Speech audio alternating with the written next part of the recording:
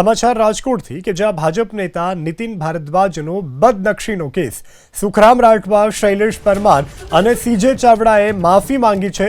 ત્રણેય નેતાઓએ માફી માંગતા નીતિન ભારદ્વાજે કેસ પરત ખેંચ્યો છે। તો રાજકોટ ભાજપ નેતા નીતિન ભારદ્વાજનો બદનક્ષીનો આ કેસ કે જેમાં માફી માંગતા કેસ પરત ખેંચવામાં આવ્યો છે।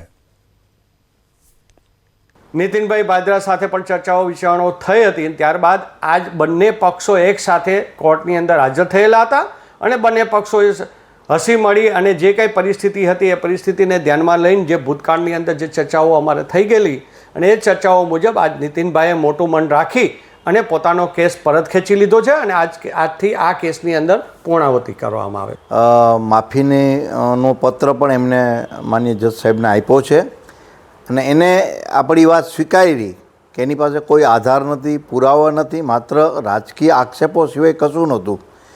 એટલા માટે થઈને આજે એમને માફી માગી લીધી છે અને માફી માગી લીધી છે એટલે આપણે આપણો કેસને વિડ્રો કર્યો છે। માફી પત્રમાં તેઓએ સ્પષ્ટપણે જણાવ્યું છે કે અમો તોહમતદાર નંબર 1, 2, 3, 4 નાઓએ ફરિયાદીશ્રી વિરુદ્ધ કરેલ આક્ષેપો માત્ર રાજકીય આક્ષેપો હતા જે અમોએ કોઈ આધાર કે પુરાવા વિના કર્યા હતા, જે અમારી ભૂલ હતી।